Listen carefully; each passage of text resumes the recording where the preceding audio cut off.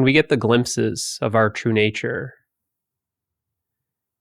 we often experience this flip-flopping between life as we know it, our conditioned self, the me that I believe to be, living exclusively as the personality, and then it flips to life beyond the personality.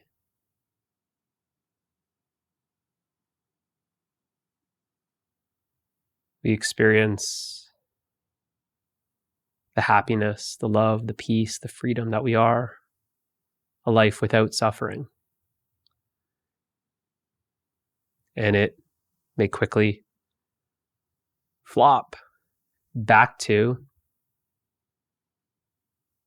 unhappiness, anxiety, worry, depression, shame, blame, guilt, anger.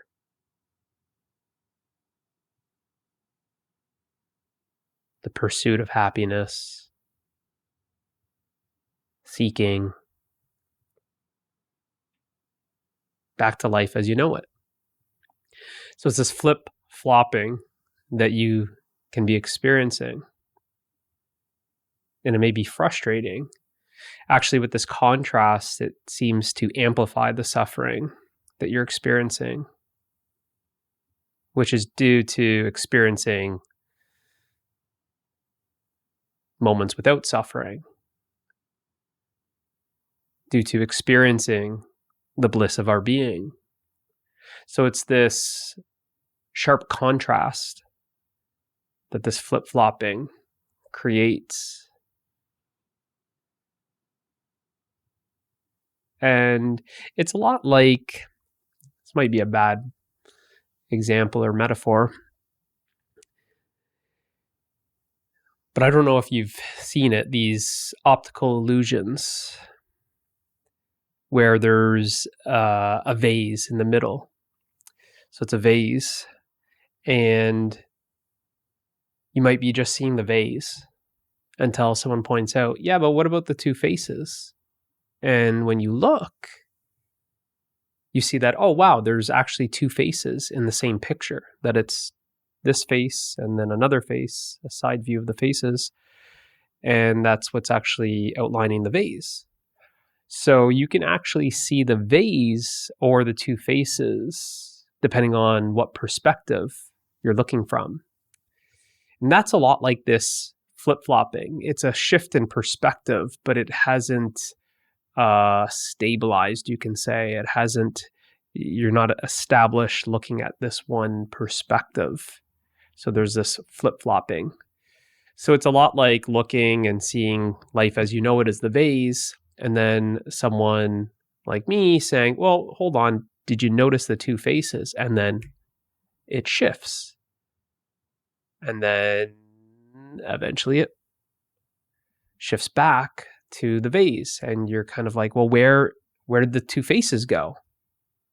See, they're still there. They've always been here. It's just that shift in perspective. It's just you're looking from one perspective. So you're only seeing the vase. But the reality is the vase is there and the two faces are there.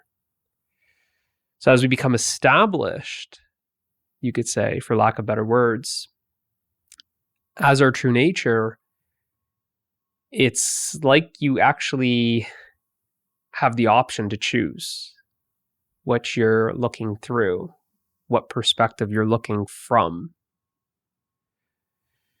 Now, of course, you're not going to be choosing to look through the perspective of suffering and unhappiness, but you recognize that that's there. That's there. It's not to say that you're closing your eyes and you're not seeing people and you're resisting or denying people. But there's also the truth that, well, there are no people, that it's all one, right? So back to, you're seeing the vase and you go, oh, well, there's actually no vase. It's actually just two faces. But it's actually both. There's two faces and there's the vase. So this is actually the appreciation of duality, right? It's that you're appreciating the duality within non-duality, that you're appreciating the expression of the one that's expressing itself as duality. So it seems like the duality is the playground that you're able to play in the, play of duality. But you're playing as, or playing from the perspective of the one. That's you're grounded, you're established as our true nature, as essence or truth, whatever you want to call it. But then there's also, this play is going on and you play. So it's very similar to that optical illusion where you're recognizing both existing at the same time. And you're seeing how it's just a matter of shifting the way you look, which changes what you see. It's a matter of changing the way you look that changes what you see. And when we're talking about seeing what you call reality, it's a fundamental shift. It's a fundamental shift.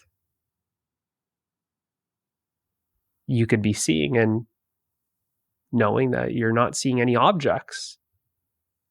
From our true nature, I experience the world as myself. I'm not experiencing the world. I'm experiencing myself. Everything is me. Infinite consciousness. That's what I am experiencing. That perspective, or the other perspective, I'm experiencing the world, objects and people. So you can see they're both available. It's just as much available, just like the two faces and the vase. It's just as available, depending on how you want to look at it, depending on the way you're looking at it, your perspective. So it's kind of like what I'm sharing on this channel with the videos.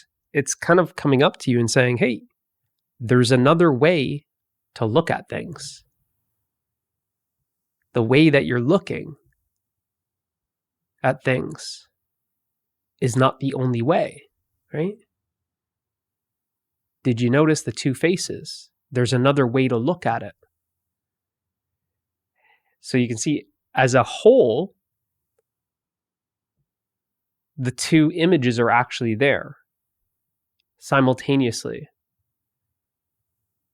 But the mind can't see this because the mind sees it as it's this or that.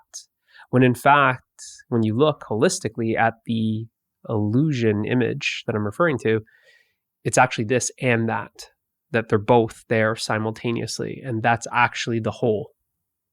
The holistic view of that image is that there's both the two faces and the vase simultaneously. That you don't actually have to pick which one. It's not exclusive. It's actually inclusive. So this is where, as we become established in our true nature, as we become established in truth, or what I call living truth, there's actually the inclusion of the play of duality. It's not dismissing it. It's not denying it. It's actually a full embrace. As living truth, you embrace life totally because you're living as the totality. The experience of life is full and complete because you aren't excluding anything. When this shift happens from the shift of the pursuit of happiness, which most are living, to, whoa, I am happiness, and you get established that you are happiness, that you are love, that you are peace, that you are freedom, you are already whole, you are already fulfilled, you are already complete. You're no longer this work in progress.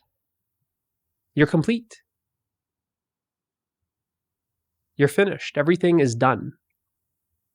You don't need anything from the world.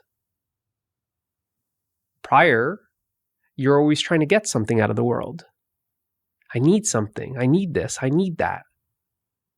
I want to take advantage of this person to get something out of them. You're always trying to get, to acquire, to collect, to hold on. But realizing your true nature, I am happy. I'm happiness. I am love. I am peace. I am freedom. I'm not suffering. Then it's like you re-enter the world, you re-enter the play of duality as your true nature, being yourself, as I say. You are simply being yourself, and being yourself is knowing yourself. And your experience of yourself is happiness, is love, is peace, is freedom, completeness, wholeness, fulfillment. So you're no longer trying to get anything. So everything that was circumstantial, that seemed to be a problem, is no longer a problem. The way we typically live is there's my life. It's a bunch of circumstances, and they're either good or they're bad. And I'm trying to avoid the bad ones, and I'm trying to have more good circumstances happen. So I'm trying to hold on to the good circumstances, and I'm trying to avoid the bad circumstances. I'm trying to make things the way I want it.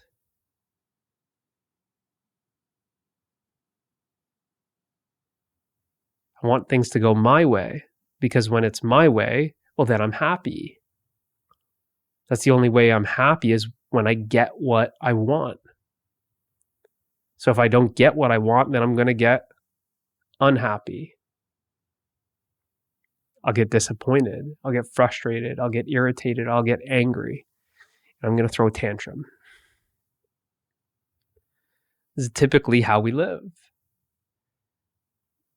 But when you're living from the place that not only do you have everything that you want, you are everything that you want. Well, then you've transcended the circumstances, because your happiness is not circumstantial. Your love is not circumstantial. Your peace is not circumstantial. Your freedom is not circumstantial. You've transcended those circumstances. So bad circumstances may happen, good circumstances may happen, but it's like you're indifferent. You're untouched by them.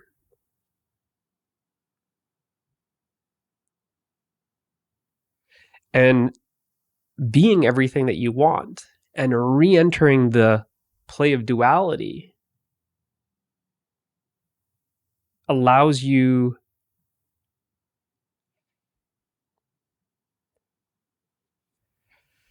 to live like you've never lived before.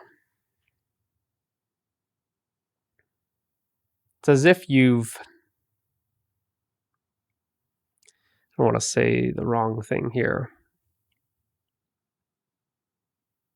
It's as if you're playing a video game and you've unlocked some,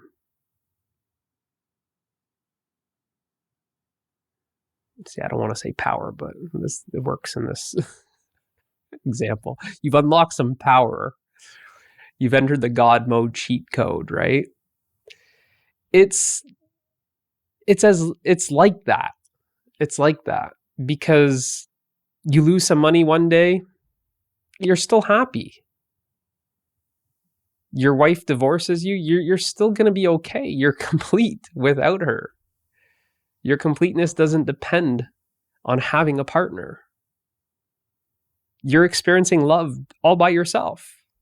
You don't need a partner to experience love. Your peace doesn't depend on, I don't know, smoking weed in a hammock. You could be broke but free. That the money doesn't buy you freedom. Everything that you want is unconditional. Yet you have a belief that it is conditional. That something needs to happen in order for you to be happy. That you need to achieve something in order to be happy. This is conditional. So when that's no longer to be seen as true, because that's all it is that we are conditioned to believe that our happiness is conditional, that we believe that we aren't already happy, that we're seeking happiness in objects, which we need to buy, which we need to work hard to then acquire a bunch of money, to then buy objects, to then feel like that's not enough. So I need to go to work more and get more money and buy more objects to find out that I'm still not fulfilled. And this continues and continues and continues. This is why people actually suffer success. Because you think that when you have a bunch of money, you can buy a bunch of objects, which means that you should be happier, but that's not the case. A lot of times people who have the most are the most unhappy. So there's not a correlation there between money and happiness, or even the amount that you own and happiness. So it's like you re-enter this play of duality, life as you know it. But it's like you live like you've never lived before. It's like you can play the game better. There's no stress trying to be this or be that because you're simply being yourself. There's no high pressure. There's no trying to fit in a box that other people are creating for you.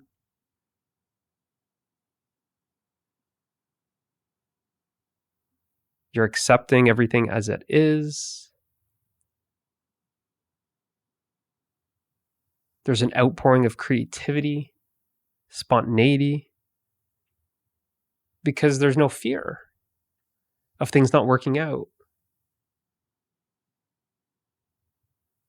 There's no fear of, what if I lose it? Lose what?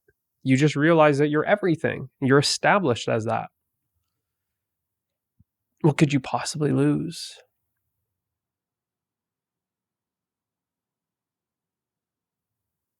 When knowingly you know that you are everything.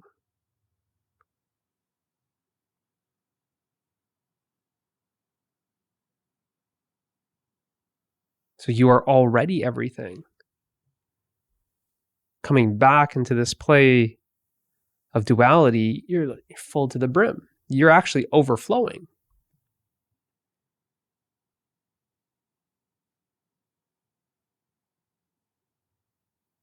You come back and what is there to do? It seems like sharing the happiness, the love, the peace, the freedom, the fullness, the completeness is the only thing to do. It just naturally happens.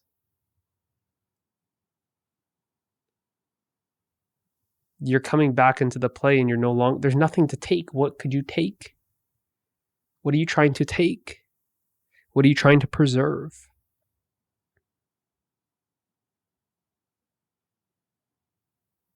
You come back, you're so full as you're just giving.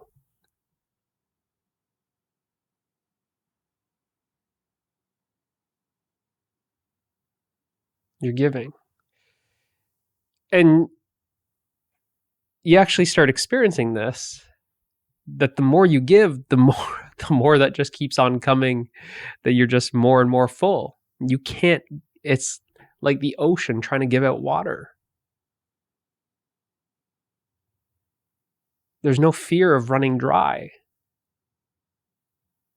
There's actually this experience of the more you share, the more of this happiness, this love, this peace, this freedom actually starts multiplying.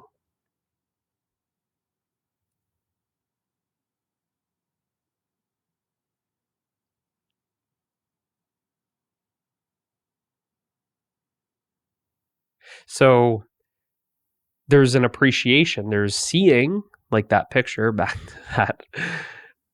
to that image, which I'll try and just make the thumbnail of the video so you know what I'm talking about.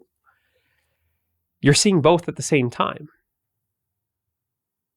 Okay, there's people, yeah, but they're all me, right? It's like you're seeing that blend. You're seeing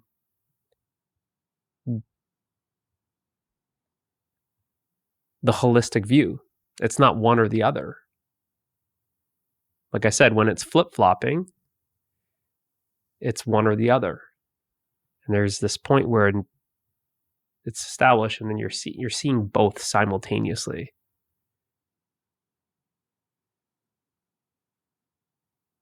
You're seeing both simultaneously. You're seeing the form. There's an appreciation for the form. But you're looking deeper. It's this, the essence is radiating out of it. Everything is just shining. It's brilliance just coming out of everything. Beauty. And you know that what you're looking at is actually, it's the essence. That's what you are. The experience of beauty is actually the experience of yourself.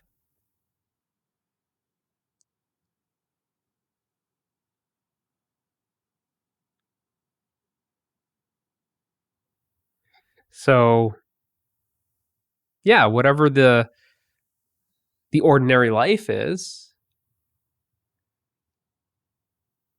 it's no longer ordinary. See, it appears to be ordinary, but actually every moment is extraordinary because you're indifferent about the circumstances. There's so much peace in just washing the dishes. There's so much peace in just going for a walk around the block. Going for a walk around the block, you are experiencing more peace than most people experience on a 5-star vacation. Going for a walk around the block, you're experiencing more freedom than most people experience on a trip around the world.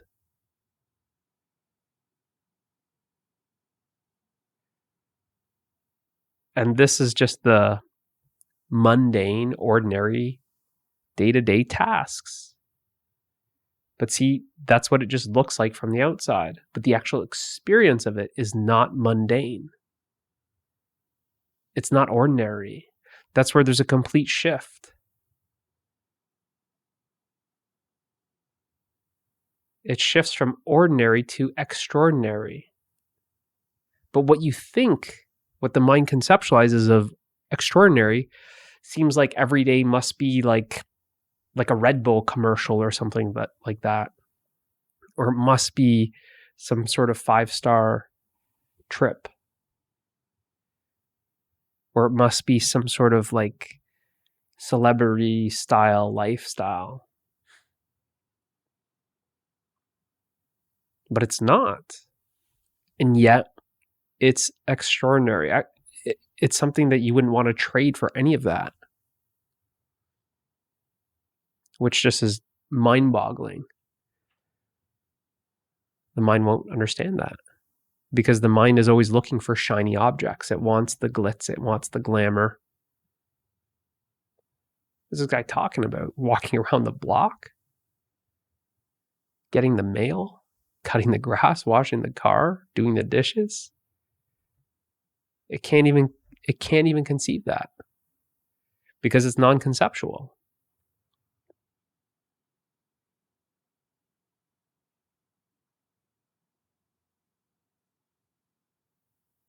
Because you're experiencing yourself.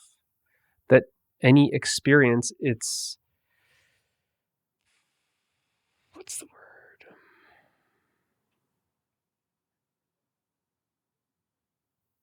It's permeated, or it's, the experience is marinating in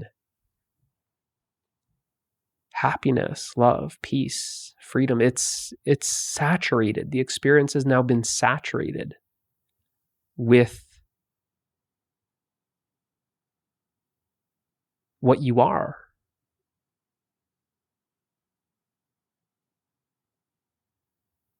That there's the same experiences, but the fact that you know yourself, that you're living as experiencing. And experiencing is the essence of all experiences. Every experience is then saturated by experiencing. Every experience is then permeated by experiencing. And the nature of experiencing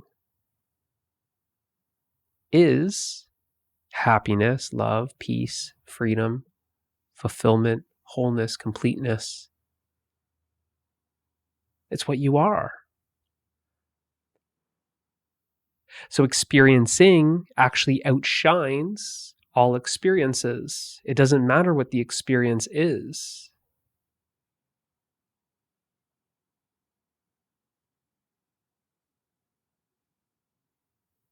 This power from the background is just shining through.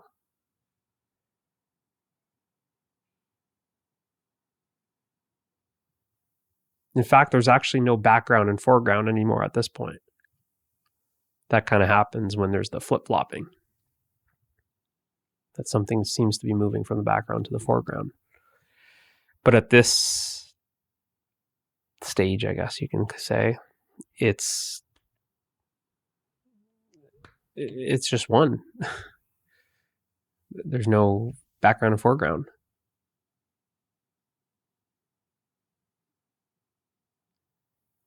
So the previous life that you could say that you were living, it continues.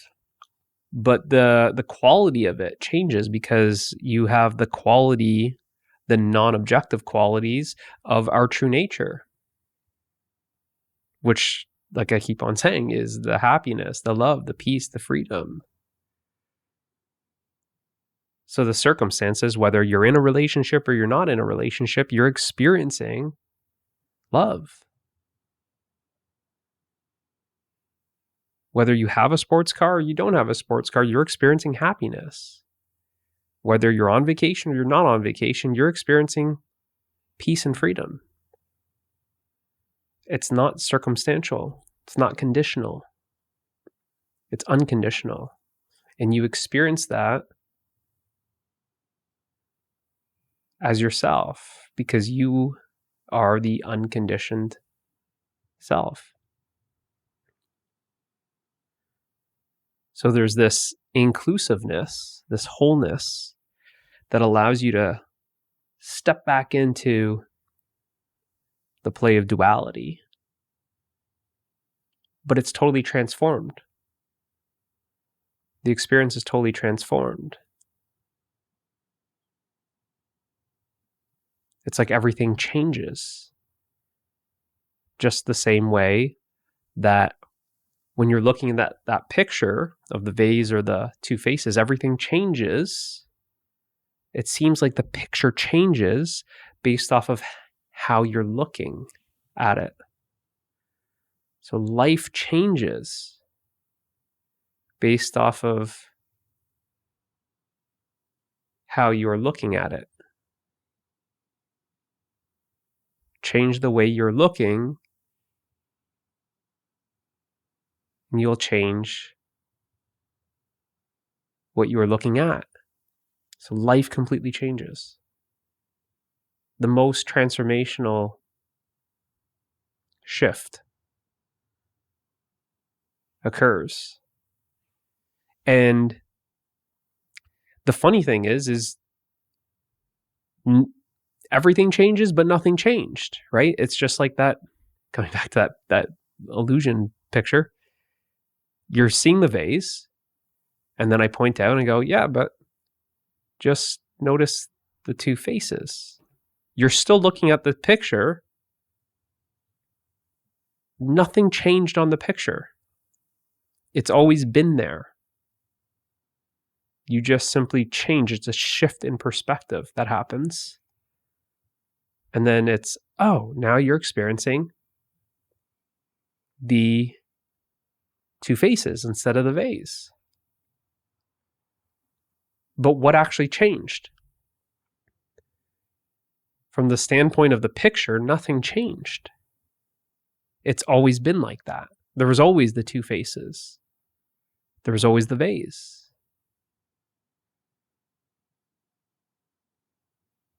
So you just changed the way you were looking, and it appears like everything changed. But in reality, nothing changed. The experience of what is what changes.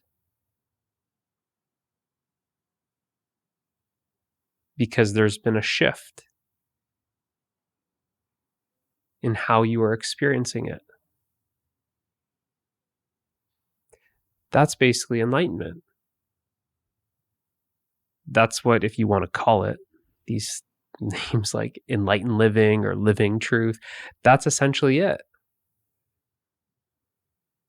Living as true nature, there's a shift that happens where it's like everything changes, yet nothing really changed. But it's all about experiencing. To everyone else, it's the same thing. You were doing dishes before enlightenment, and after enlightenment, you're still doing dishes. Doing dishes, changing diapers, going to school, picking up kids, coming back, going to work. All of that still continues. But experiencing it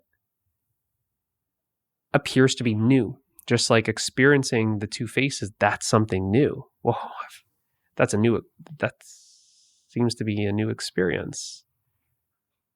I've never experienced the picture like that. And yet you realize, wow, it's always there. And then you start seeing, oh, it's always there, and so is the vase. So now there's this appreciation for both. There's the appreciation for the unity, all is one, but there's also the appreciation for the multiplicity and the diversity.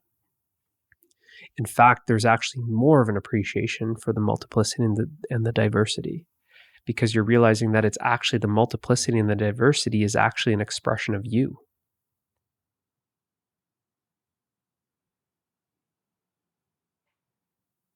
You realize that you are the source of the multiplicity and the diversity. You realize that you are the reality of everything. So there's even more appreciation.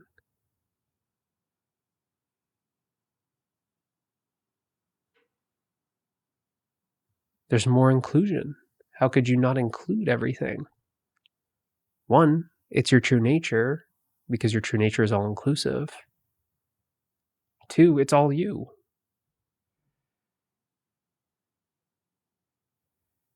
And because you have everything, not really that you have everything, but you are everything that you've ever wanted, you're not resisting anything. There's no fear.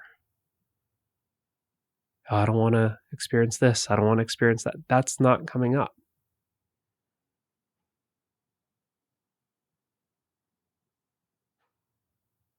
There's more of this, what we can say is a yes to life. You're meeting everything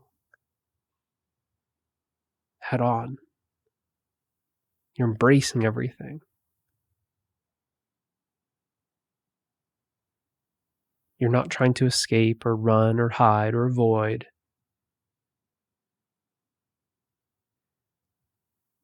There's no more problems. There's challenges, but there's no more problems. And each challenge is faced head on. But it's coming from this place of you're fully capable of handling everything. You're no longer overwhelmed. Where if you even feel, if I get divorced tomorrow, if I lose all my money, I go bankrupt, lose everything, there's still this feeling that I'll manage. It's hard to explain. There's always this sense of well-being. There's always this sense of okayness, because you've realized that your true self is beyond all of these experiences, that what you are is transcendent of all of this. So